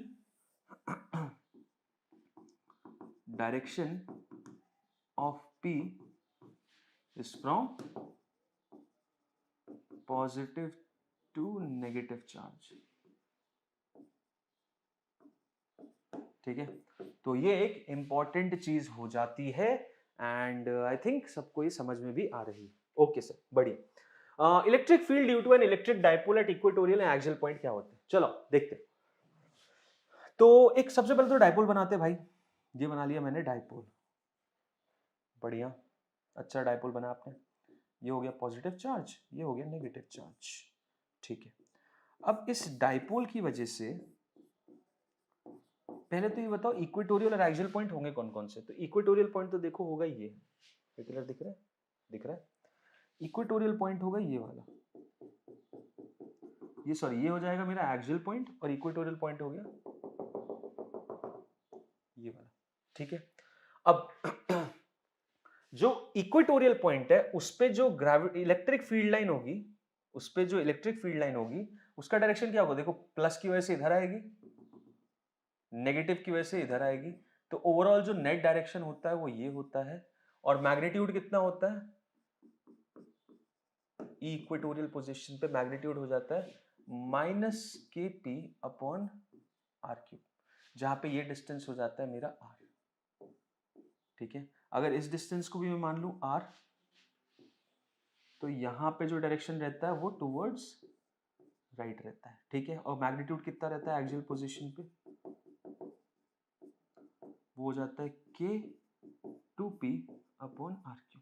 ये वेक्टोरिकली भी लिख सकते हो और इसीलिए यहाँ पे नेगेटिव साइन लगाया है। देखो क्यों नेगेटिव साइन लगाया है? रीजन बीइंग क्योंकि जो डायरेक्शन है वो पी वेक्टर के ऑपोजिट है। एक्सियल की बात करूं तो इन द डायरेक्शन है। पीछे भी देख सकता हूं, पीछे भी अगर मैं लूंगा इसके मिडिल पॉइंट से लिया करो। शॉर्ट डाइपोल हो तो फिर तो कोई दिक्कत ही नहीं। अगर शॉर्ट डाइपोल ना हो तो मिडिल से लिया करो, जहां पे आर जो होना चाहिए इसकी लेंथ से, इसकी टोटल लेंथ अगर 2a है तो उससे छोटा होना चाहिए, ठीक है। 2a की वैल्यू आर से बहुत ज्यादा छोटी होनी चाहिए, तभी ये डेरिवेशन काम करता है। यहां पे भी ई एक्सियल की बात करूंगा तो वही हो जाता है के 2p अपॉन में आर क्यू, ठीक है। क्लियर है? तो इस हिसाब से हम इलेक्ट्रिक फील्ड लाइन निकालते हैं इक्वेटोरियल पॉइंट पे और एक्सियल पॉइंट पे। दोनों ही इंपॉर्टेंट पॉइंट्स है, प्लीज इनको याद रखना है आपको। और जो मैग्नीट्यूड है इनको एज इट इज याद रख लो यार, एज इट इज इनका फॉर्मूला याद रख लो, आपका काम बन जाएगा, ठीक है सर। आगे बढ़ते हैं। टॉर्क क्या होता है सर इलेक्ट्रिक डाइपोल इन एक्सटर्नल यूनिफॉर्म इलेक्ट्रिक फील्ड? तो देखो अब टॉर्क की बात कर लेते, देखो क्या होता है अगर एक्सटर्नल इलेक्ट्रिक फील्ड है यहाँ पे, ठीक है, और इस एक्सटर्नल इलेक्ट्रिक फील्ड में मैंने एक डाइपोल डाल दिया, ये रहा मेरा डाइपोल, यहाँ पे पॉजिटिव चार्ज हो गया और यहाँ पे नेगेटिव चार्ज हो गया। तो होगा क्या, ये जो पॉजिटिव चार्ज दिख रहा है ना आप लोगों को, इस एक्सटर्नल इलेक्ट्रिक फील्ड की वजह से इस पे एक फोर्स लगेगा, that is going to be Q into E, और इस नेगेटिव चार्ज पे एक फोर्स लगेगा, that is going to be Q into E, ठीक है। बिल्कुल सर, एकदम सही बोला। डायरेक्शन आपको इससे पता सर, भाई डायरेक्शन यही होता है, नेगेटिव चार्ज को इलेक्ट्रिक फील्ड में रखोगे तो उस पर जो फोर्स लगता है इलेक्ट्रिक फील्ड लाइन के ऑपोजिट डायरेक्शन में लगता है, और अगर पॉजिटिव चार्ज को इलेक्ट्रिक फील्ड में रखोगे तो जो डायरेक्शन लगता है फोर्स का वो किस डायरेक्शन में लगता है? जिस डायरेक्शन में आपकी इलेक्ट्रिक फील्ड लाइन उसी डायरेक्शन में। तो अगर मैं नेट फोर्स की यहाँ बात करूंगा, नेट फोर्स की बात करूंगा, तो एक चीज तो क्लियर है कि यार मेरा जो नेट फोर्स आ रहा है वो 0 के बराबर आ रहा है, ये आप देख सकते हो, है कि नहीं? नेट फोर्स जो आ रहा है वो मेरा 0 के बराबर आ रहा है। रीजन बीइंग यहाँ पे जो फोर्स है वो इस फोर्स के बराबर है, तो नेट फोर्स तो 0 ही हो गया, ठीक है। लेकिन नेट टॉर्क कितना आ रहा है, मुद्दे की बात है, नेट टॉर्क कितना आ रहा है। तो नेट टॉर्क निकालना है, और नेट टॉर्क कैसे निकालोगे? नेट टॉर्क का बेसिकली जो फॉर्मूला है आप डेराइव भी कर सकते हो, लेकिन डेरिवेशन में क्यों जा रहे हो, आप याद रखो, that is P cross E, ठीक है। नेट टॉर्क का फॉर्मुलेशन क्या होता है, पी क्रॉस सी। इसको कैसे पता करेंगे सर? अरे यार, क्रॉस प्रोडक्ट करने के लिए हमेशा लेफ्ट हैंड रूल यूज करते हैं। क्रॉस से पहले वाली चीज मिडिल फिंगर, पी का डायरेक्शन ही रहा, क्रॉस के बाद वाली चीज फोर फिंगर, वो भाई डायरेक्शन ही रहा। इसका देख, ये कंपोनेंट ले लेंगे और ये कंपोनेंट ले लेंगे, अंदर की तरफ जा रहा है, अंदर की तरफ जा रहा है, यानी कि डायरेक्शन कैसा होगा, क्लॉकवाइज। मतलब तुम खुद भी देख सकते हो, एफ लगाएगा इधर टॉर्क आएगा, ये एफ लगाएगा इधर टॉर्क, इस तरीके से मोशन होगा। और इस तरीके से मोशन को बस बेसिकली मैं क्रॉस से डिनोट करता हूं। तो जो net torque vector cross direction में ही आ रहा है। आप लेफ्ट हैंड रूल से करके देखो। मिडिल फिंगर किसको दिखाओगे, पी वेक्टर के परपेंडिकुलर कंपोनेंट, मतलब इसको। उसके बाद फिर ई कहां आ रहा है, इधर आ रहा है, देख लो, ई इधर आ रहा है, तो जो अंगूठा है वो अंदर की तरफ ही जा रहा है। ऐसे भी देख सकते हो, ये रहा इधर, ये देखो, ये रहा पी वेक्टर इधर आ गया। उसके बाद फिर ई वेक्टर इधर आ गया, ये ई का डायरेक्शन, अंगूठा कहां जा रहा है, अंदर की तरफ। तो नेट टॉर्क अंदर की तरफ क्रॉस यानी क्लॉकवाइज डायरेक्शन मूव होगा। अगर डायरेक्शन पता करना है, मैग्नीट्यूड बस पता करना है, तो नेट टॉर्क की वैल्यू कितनी हो जाएगी, नेट टॉर्क की वैल्यू हो जाएगी P E sine of theta. ठीक है। तो कब कब नेट टॉर्क जीरो होता है, कब कब नेट टॉर्क जीरो होता है? भाई देखो, नेट फोर्स तो हर जगह जीरो है, तो नेट टॉर्क जहां जहां जीरो होगा वहां मैं बोल सकता हूं क्या बॉडी इक्विलिब्रियम में? हाँ बिल्कुल। तो थीटा की वैल्यू जीरो कहां होगी, दो केसेस में पॉसिबल है, दो केसेस में पॉसिबल है। पहला केस ये होगा वन का, जब इलेक्ट्रिक फील्ड लाइन ऐसी है और जो मेरा डाइपोल है वो इस तरीके से रखा हुआ है।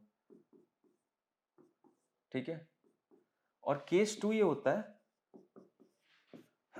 जब इलेक्ट्रिक फील्ड लाइन ऐसी है और मेरा डाइपोल इस तरीके से रखा है। ठीक है, समझ आ रहा है? यहाँ पे थीटा कितना हो जाता है, यहाँ पे थीटा हो जाता है 180 डिग्री, और यहाँ पे थीटा कितना हो जाता है, थीटा हो जाता है यहाँ पे 0 डिग्री। ठीक, ये दोनों ही सिनेरियो किसके होते हैं, इक्विलिब्रियम के।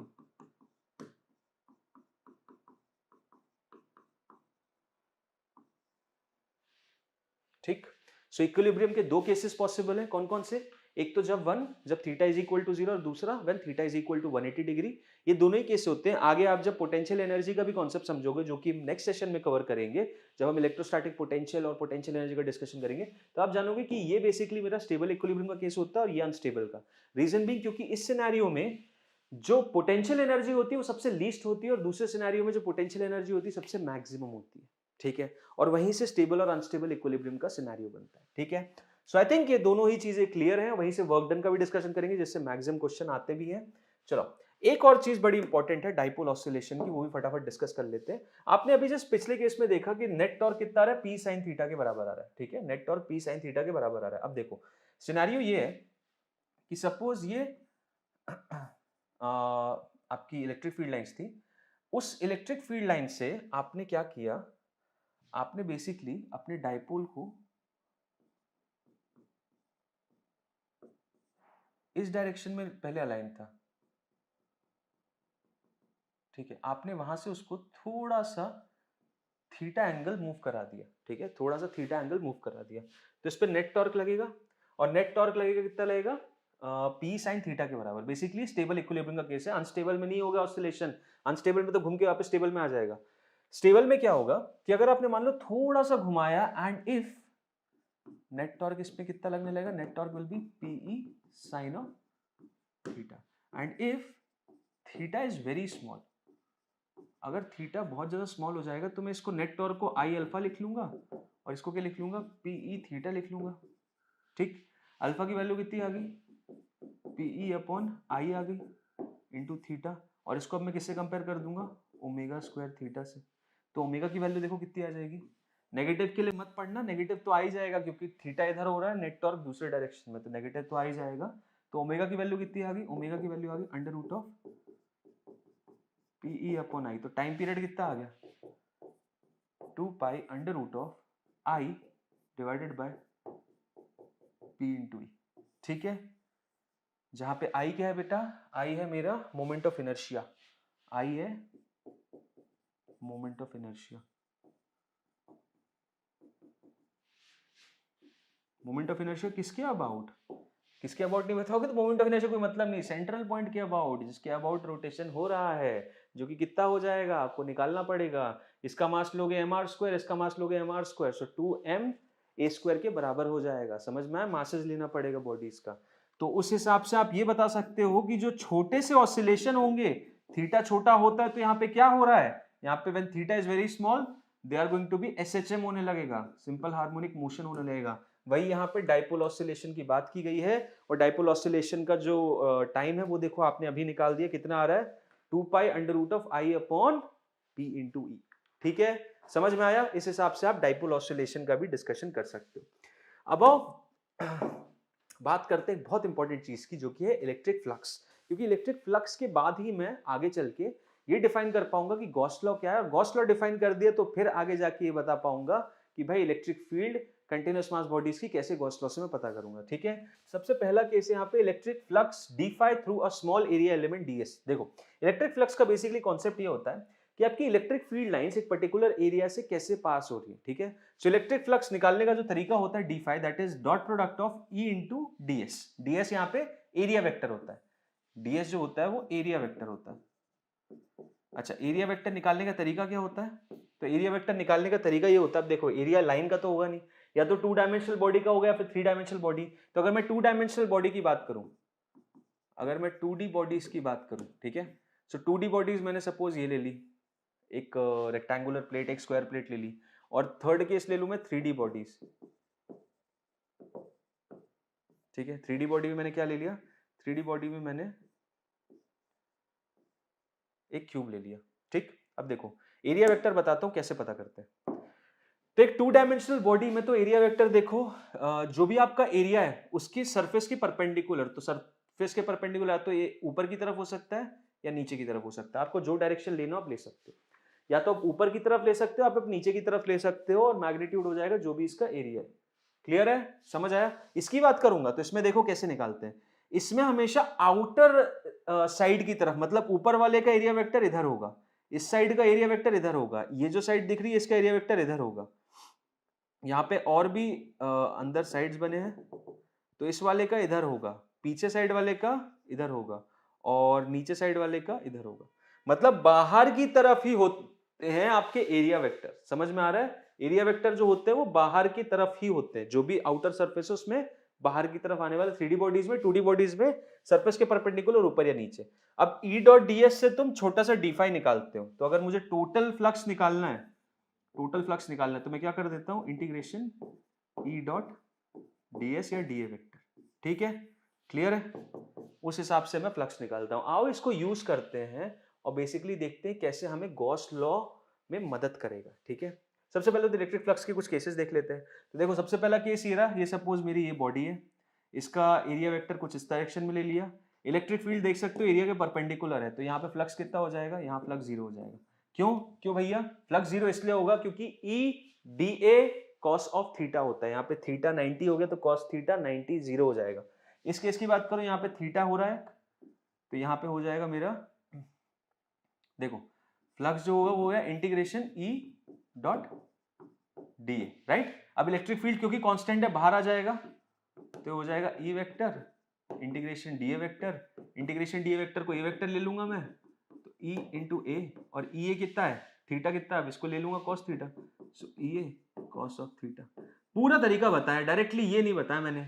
ठीक है, कुछ लोग तो directly phi equals to E dot A कर ले ना, वो नहीं करना, तरीका ये है, यहां से निकलता है ये। ठीक है, चीजें एकदम रूट से पता होनी चाहिए, क्योंकि कभी भी कुछ भी बदल सकता है। यहाँ पे इलेक्ट्रिक फील्ड लाइन कांस्टेंट थी इसलिए वो इंटीग्रेशन के बाहर आई, तब आके फॉर्मूला आता है phi is equal to E vector dot A vector. ठीक है, okay, so E cos theta आ गया। इस केस की बात करूं, यहाँ पे भी वही होगा, phi is equal to E cos theta, क्योंकि यहाँ पे भी इलेक्ट्रिक फील्ड कांस्टेंट है हर जगह। मुद्दे की बात है यहाँ पे थीटा आप देख सकते हो, क्योंकि लेस देन 90 है, तो यहाँ पे ये जो चीज है ना ये पॉजिटिव आएगी, और यहाँ पे आप देख सकते हो क्योंकि थीटा ग्रेटर देन 90 है, तो यहाँ पे जो चीज आएगी वो नेगेटिव आएगी। मेन पॉइंट ये है कि इलेक्ट्रिक फ्लक्स 0 पॉजिटिव नेगेटिव तीनों हो सकता है। ठीक है, क्योंकि उसमें डॉट प्रोडक्ट हो रहा है, और cos थीटा की वैल्यू ऑब्वियसली लेसर देन 90 पे पॉजिटिव आती है, ग्रेटर देन 90 पे नेगेटिव आती है। अब आओ गॉस लॉ की बात करते हैं। तो गॉस लॉ बेसिकली क्या बोलता है, बड़ा मजेदार चीज है। गॉस लॉ ये बोलता है कि the net flux because of a charge distribution, the net flux because of a charge distribution, suppose यहाँ पे charges हैं, यहाँ Q1 है, यहाँ Q2 है, यहाँ Q3 है, यहाँ Q4 है, और यहाँ Q5 है। ठीक है, सो अब ये बोलता है द नेट फ्लक्स जो होगा बेसिकली सारे चार्जेस की वजह से, अब देख भाई सारे चार्जेस की वजह से पूरे सरफेस पे, पूरे गॉसियन सरफेस है, सपोज एक गॉसियन सरफेस है, बॉडी है, इसको मैं गॉसियन सरफेस, अब चल बॉडी मान लेता हूँ, ये बॉडी है मेरी, ठीक है। तो अब होगा क्या, इस बॉडी के सरफेस पे हर एक चार्ज की वजह से इलेक्ट्रिक फील्ड होगी। यहाँ की बात करूं तो भाई Q1 की वजह से होगी, Q2, Q3, Q4, Q5 सबकी वजह से होगी, ऐसी सेम हर जगह हर जगह हर जगह सबकी वजह से होगी, राइट, बिल्कुल सही बात, एकदम सही बोला आपने। अब पॉइंट ये है, गॉस लॉ ये बोलता है कि पूरे सरफेस से जो फ्लक्स होगा, flux related with the surface of the body, पूरा जो सरफेस है उसका बॉडी का, that is just going to be equal to Q enclosed upon epsilon naught. समझ में आ रहा है? मतलब इलेक्ट्रिक फील्ड यहाँ पे सबकी वजह से होगी, लेकिन जब मैं E डॉट डी ए करूंगा ना, E डॉट डी ए करूंगा तो उसका नेट आंसर बस एनक्लोज चार्जेस की वजह से आएगा। मतलब फाई कितना है E dot D A, right. तो ये बोलता है गॉस लॉ बेसिकली ये बोलता है, ये तो अभी जस्ट हमने पता किया कि फ्लक्स असल में होता क्या है। गॉस लॉ बोलता है the net flux with the entire surface is just going to be because of the enclose charges, ठीक है। बट इलेक्ट्रिक फील्ड और डीए जब इंटीग्रेशन करोगे तो सबकी वजह से करोगे, वो तो सबकी वजह से करोगे। अल्टीमेटली होता क्या है, देखो मुद्दे की बात, सीक्रेट रेसिपी ये यहाँ पे कि Q4 और Q3 की वजह से जो नेट फ्लक्स होगा वो जीरो हो जाता है। क्यों? क्योंकि देखो यहां से इलेक्ट्रिक फील्ड आई, अब देखो यहाँ पे मैं E डॉट डी ए करूंगा, एरिया वेक्टर इधर आएगा, यहाँ पे मैं E डॉट डी ए करूंगा, एरिया वेक्टर इधर आएगा। यहाँ देख सकते हो तुम एंगल अक्यूट है, और यहाँ पे देख सकते हो तुम इलेक्ट्रिक फील्ड का डायरेक्शन तो यही है ना, इलेक्ट्रिक फील्ड का डायरेक्शन ये रहा। यहाँ पे देख सकते हो एंगल कैसा है, एंगल ऑब्ट्यूज है। अब यहाँ पे जो फ्लक्स होगा वो कैसा हो जाएगा, वो हो जाएगा भैया पॉजिटिव, यहाँ पे होगा नेगेटिव, दोनों को जोड़ने जाओगे तो नेगेटिव पॉजिटिव जीरो आ जाएगा। सेम केस इसके साथ भी होगा। तो जो इलेक्ट्रिक फ्लक्स होता है जिसमें इलेक्ट्रिक फील्ड लाइंस अंदर भी आ रही है बाहर भी जा रही है, उनकी वजह से नेट इलेक्ट्रिक फ्लक्स हमेशा जीरो होता है, और इसी वजह से Q3 और Q4 की वजह से नेट फ्लक्स नहीं हो रहा, मात्र एनक्लोज चार्जेस की वजह से हो रहा है। बात समझ में आ रही है तो लाइक कर दो सेशन को, और नहीं आ रही तो कमेंट छोड़ के जाओ कि सर नहीं आ रही, ताकि दोबारा बता पाऊं। नेक्स्ट सेशन होने वाले इलेक्ट्रोस्टैटिक्स 2 और 3, उसमें आपको पक्का डिक्लेयर करूंगा मैं, ठीक है। तो ये रीजन होता है मेनली जिस वजह से एनक्लोज चार्ज। अभी देखो कितना इजी कर देता है हमारे प्रोसेस को। तो flux through Gaussian surface independent of its shape, obviously मैंने यहाँ पे कितना कोई बहुत अच्छा शेप लिया था, रैंडम अदरक सा लग रहा था, इस शेप में भी मैं गॉसियन लॉ लगा सकता हूँ, ठीक है। तो गॉसियन सरफेस मेरा किसी भी रैंडम शेप का हो सकता है, काम निकलना चाहिए। अब flux through Gaussian surface depends only on total charge present inside the Gaussian surface, not on outside. If a charge is at the surface, we take its half charge. If a charge is at the surface, we take its half charge. आधा ही charge लेते हैं अगर surface पे। उसका case बताता हूँ क्या बोल रहा हूँ। तो देखो कुछ क्वेश्चंस करते हैं। Find the electric flux coming out of the entire cube of edge due to a point charge Q, ठीक है। पहला केस 1 ये रहा। अब देखो यहाँ पे क्या है, ये चार्ज पूरा का पूरा इनसाइड है, तो टोटल फ्लक्स हो जाएगा कितना, हो जाएगा Q by epsilon naught. Q enclosed bye epsilon naught होता है, पूरा का पूरा चार्ज का अंदर ही है, तो Q बाय एप्सिलॉन नॉट, ठीक है। दूसरा केस क्या हो जाएगा, दूसरे केस में आप देखो ये बड़ा स्टैंडर्ड सा केस है। इसमें क्या किया, एक स्क्वायर प्लेट ली है जिसका साइड लेंथ a है और ये a/2 पे रखा है। अभी असल में बताऊं है क्या, ये असल में एक क्यूब का पोर्शन है, देख लो ये रहा क्यूब, ठीक है। अब ये सब ए साइड के, तो यहां से a/2 मतलब यहां कहीं पे आएगा, ये यहां पे चार्ज रखा हुआ है, यहां पे चार्ज रखा है कितना, क्यू का। ये जो दूरी है कितनी है, दिस इज a/2। यहां पे भी ये दूरी कितनी है, ये भी a/2 है।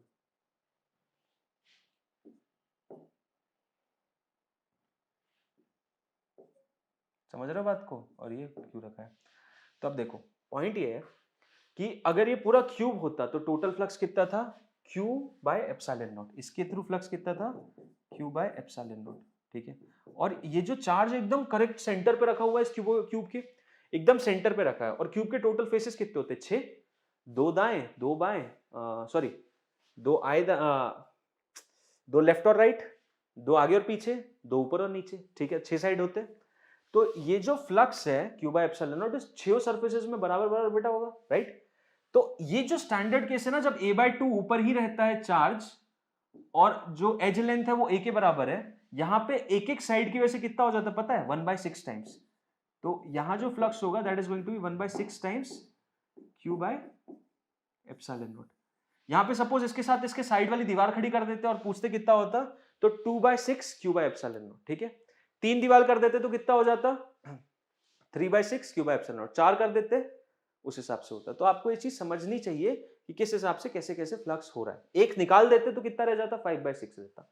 ठीक है, सो ये एनालिसिस आप समझो। ओके, चलो ये वाला केस है जिसमें हमने एक साइड में रख दिया। अब इसको समझने का तरीका ये रहता है कि बेसिकली हम क्या करते हैं, ये जो साइड लिया है ना, इसमें एक और एक इमेजिनरी बना देते हैं। ठीक है, तो उसने यहां रखा। अब मैंने साइड में एक और ऐसे ही क्यूब बना दिया आइडेंटिकल, तो अब वो पूरा का पूरा अंदर आ चुका है। मतलब इस साइड में इस क्यूब का जो योगदान है, आधा इस क्यूब की तरफ है, आधा इधर है। तो इसकी वजह से कितना हो जाएगा, that is going to be 1/2 times Q by epsilon naught. ठीक है, ये तरीके हैं बेटा पता करने के। आपने केमिस्ट्री में भी जब सॉलिड स्टेट पढ़ा होगा तो उसमें आप देखते होगे ना शेयरिंग क्या है, बॉडी सेंटर और FCC या BCC जो होता है, उसमें ये तो देखते हैं कि एटम अगर आपका फेस सेंटर पे रखा है, कॉर्नर पे रखा है, एज पे रखा है, तो किस हिसाब से शेयरिंग होगी। वही केस बस बता रहा हूँ। यहाँ पे देखो इसमें, तो यहाँ पे क्या करना पड़ेगा, एक ऊपर बनाना पड़ेगा, एक इधर दूसरा बनाना पड़ेगा, एक तीसरा बनाना पड़ेगा। 3 बनाऊंगा तो चारों में पूरा बराबर बढ़ जाएगा क्योंकि एज में। तो यहाँ पे शेयरिंग कितनी हो जाएगी, यहाँ पे हो जाएगी 1/4 times Q by epsilon naught. ठीक, यहाँ पे ये शेयरिंग हो गई। ऐसे ही आगे बढ़ता हूँ, ये देखो ये रही 4 में बढ़ गया पूरा। अब मैं इस कॉर्नर की बात करूं तो इसमें कितना हो जाएगा, इसमें बेसिकली मेरे को 8 बनाना पड़ेंगे। 1 2 3 इधर, और उसके बाद 4, यहाँ 5 और 6 और 7, टोटल 8 में बटेगा। मुझे 7 अलग से क्यूब बनाने पड़ेंगे और एक तो ऑलरेडी है। तो यहाँ पे जो फ्लक्स हो जाएगा that is going to be 1/8 times Q by epsilon naught. ठीक है, इतना हो जाएगा। ओके, सो आई थिंक आप सभी को समझ में आ रहा है। ये सारी चीजें आप केमिस्ट्री में पढ़ चुके हो, यहाँ पे भी अगर नहीं समझ में आई तो जस्ट मेमोराइज इट। इस तरीके से इस अप्रोच से सॉल्व करते हैं। ठीक है, इनफाइनाइट थिन शीट में गॉस लॉ लगाते हैं। तो इनफाइनाइट थिन शीट में अगर गॉस लॉ लगाऊंगा तो देखो क्या होता है। इसके लिए मैं एक सिलेंडर बनाता हूं। ठीक, एक मैंने सिलेंडर बना दिया। अब क्योंकि इनफाइनाइटली थिन शीट है, इसकी वजह से जो इलेक्ट्रिक फील्ड लाइंस आएंगी ऐसे बाहर की तरफ जाएंगी। ठीक है, इलेक्ट्रिक फील्ड लाइंस बाहर की तरफ जाएंगी। ये मेरा गॉसियन सरफेस हो गया, ये मेरा गॉसियन सरफेस हो गया। अब अगर मैं इसका E डॉट डी ए करूंगा, integration E dot D A करूंगा, जो कि मेरा क्या होता है, फाई होता है, is equal to Q enclosed divided by epsilon naught. सब कर चुके हो आप लोग, ये सब कर चुके हैं, यहाँ पे बस रिवीजन हो रहा है, फटाफट देखते जाओ। तो एनक्लोज चार्ज कितना हो गया, सपोज इसकी हाइट हो गई भाई h। ठीक है, और इसका लैम्डा इसने लीनियर मास लीनियर चार्ज डेंसिटी है, तो एनक्लोज चार्ज हो जाएगा lambda into h divided by epsilon naught. ठीक है, E डॉट डी ए कितना हो जाएगा भाई, E डॉट डी ए हो जाएगा E तो देख हर जगह सेम है क्योंकि ये सेम रेडियस पे, सेम रेडियस पे, रेडियस देख लो सेम है हर जगह पे, यहाँ पे भी सेम रेडियस, यहाँ पे भी सेम रेडियस। तो E वेक्टर जो है क्योंकि सेम रेडियस पे, और बाय सिमेट्री बोल सकता हूँ, जितना मैग्नीट्यूड E का इधर होगा उतना ही मैग्नीट्यूड यहाँ भी होगा और उतना ही हर एक जगह होगा। तो क्योंकि E vector same in magnitude है और डायरेक्शन बेसिकली बाहर की तरफ है, तो वो तो मैं डॉट प्रोडक्ट कर दूंगा यहीं पे, डॉट प्रोडक्ट यहीं पे कर दूंगा, यहीं पे आ जाएगा E dA cos ऑफ 0, क्योंकि देख सकते हो हर जगह एंगल 0 ही बन रहा है। डीए वेक्टर ये क्योंकि 3 डायमेंशनल बॉडी है, डीए बाहर की तरफ होगा, इधर भी डीए वेक्टर बाहर, इधर भी डीए वेक्टर बाहर, तो हर जगह डीए वेक्टर बाहर की तरफ है, तो ई डीए cos ऑफ 0 हो जाएगा, और मैग्नीट्यूड में सेम है तो ई बाहर आ जाएगा, और इंटीग्रेशन डीए कितना होता है, वो हो जाता है आपका 2 pi R H. Total curved surface area पता करना है, उसको ले लेना है lambda H by epsilon naught से, H से H कैंसिल, तो देखो क्या आ गया भाई, मेरा इलेक्ट्रिक फील्ड आ गई सर आपकी, कितनी आ रही है, lambda by 2 pi R epsilon naught. Yes, याद रखनी है आपको, याद रखनी है। एक इनफाइनाइट लाइन चार्ज की वजह से नियर बाय रीजन में जो इलेक्ट्रिक फील्ड होती है वो कितनी होती है, lambda by 2 pi R epsilon naught. ठीक है, ओके सर, बड़ी बहुत बढ़िया। चलो आउटसाइड स्फीयर, इसके लिए बताओ जरा। इसके लिए भी वापस में क्या करता है, गॉसियन सरफेस बनाता हूं, और गॉसियन सरफेस बना के मैं डायरेक्ट रिजल्ट बता रहा हूं। क्योंकि इसका केस बड़ा सिंपल होता है, ये हो जाता है simple k q by R square, मतलब 1/4 pi epsilon naught q by R square. Simple. अगर मैं एक हॉलो स्फीयर लूंगा तो उससे अगर मैं r डिस्टेंस दूर जा रहा हूं तो वहां पे जो इलेक्ट्रिक फील्ड रहेगी वो उतनी रहेगी जितना कि एक पॉइंट चार्ज की वजह से होती है, क्योंकि पूरा चार्ज सेंटर के अबाउट कॉन्सेंट्रेटेड हो जाता है। सिंपल सा फैक्ट है। सेम चीज अगर इनसाइड जाऊंगा तो इनसाइड में वापस गॉसियन सरफेस लगाता हूं, गॉस लॉ लगाता हूं, और गॉस लॉ लगाता हूं तो देखो क्या समझ में आता है, गॉस लॉ से क्लियर समझ में आता है, phi enclosed, phi will be equal to integration E dot D and that is equal to Q enclosed upon epsilon naught. अब भाई यही चीज जीरो हो गई तो इलेक्ट्रिक फील्ड ही जीरो होगी, क्योंकि एरिया तो जीरो हो नहीं सकता, गॉसियन सरफेस तो दिख रहा है, एप्सिलॉन नॉट भी जीरो नहीं, तो इसका बस एक ही रिजल्ट निकल के आता है कि the electric field inside is zero. ठीक है, electric field inside is zero. समझ में आया तुमको? Electric field inside is going to be zero boss, zero. ठीक है, तो चार्ज होलो स्फीयर में इनसाइड इलेक्ट्रिक फील्ड जीरो और ग्राफिकल रिप्रेजेंटेशन कुछ इस हिसाब का रहता है, देख सकते हैं आप लोग। यहां से आपको इधर जाना है, ये जीरो रहेगी और फिर ऐसे ऊपर उठता है ग्राफ और फिर ऐसे जाता है। ठीक है, ये मिलेगा नहीं इसमें यार, इसमें मिलता नहीं है, ऐसे बाहर की तरफ इस तरीके से जाता है, it never touches x axis. यहाँ पे भी ये टच नहीं करता एक्स एक्सिस को, ठीक है, टच करता है इन्फिनिटी पे जाके। समझ में आ रही है बात? यहाँ पे टूवर्ड्स एक्स है, ये माइनस एक्स है और ये प्लस एक्स है। ठीक है, तो आई थिंक ग्राफ भी आपको समझ में आ गया। अब बात करते हैं किसकी? चार्ज सॉलिड स्फीयर की। तो चार्ज सॉलिड स्फीयर में जब मैं आउटसाइड जाऊंगा भाई, जब मैं आउटसाइड जाऊंगा when R is greater than capital R, R क्या है मेरा? ये रहा। तो आर अगर मेरा कैपिटल आर से बड़ा है तो आउटसाइड में ग्रेविटेशनल फील्ड इंटेंसिटी कितनी हो जाएगी? That is going to be same K capital Q upon R square. Simple. ठीक है, और जब मैं इनसाइड जाऊंगा, इनसाइड रहूंगा, तो इनसाइड के लिए कितनी हो जाती है? When R is less than capital R, मतलब मैं जब यहां पे हूं किसी पॉइंट इनसाइड पे, तो इलेक्ट्रिक फील्ड होती है rho R by 3 epsilon naught, जहां पे रो क्या कहलाता है मेरा? Rho is the volumetric charge density, मतलब total mass, sorry volumetric charge density, यानी total mass, total charge Q divided by 4/3 pi R cube. ठीक है, ये होता है rho R by 3 epsilon naught होता है। कहां पे? जब मैं इनसाइड होता। इसका ग्राफिकल रिप्रेजेंटेशन देखोगे तो कुछ इस टाइप का रहता है, इनसाइड में is directly proportional to R हो जाता है और बाद में फिर वही inversely proportional to R square रहता है। रिजल्ट किससे आते हैं? गॉस लॉ से आते हैं। आप सब जानते हो किस हिसाब से आते हैं, आपको फाइनल फॉर्मुलेशन पे ही फोकस करना है। ओके, ठीक है सर, बढ़िया। तो इसके साथ ही हम आज का सेशन समाप्त करते हैं एंड आई थिंक आप लोगों को बड़ा मजा आया होगा, आपको बहुत सारे इंसाइट्स मिले होंगे फील्ड इंटेंसिटी के बारे में, और गॉसियन सरफेस क्या होता है, डाइपोल, एंड बेसिकली ये स्टार्ट है इलेक्ट्रोस्टैट्स का।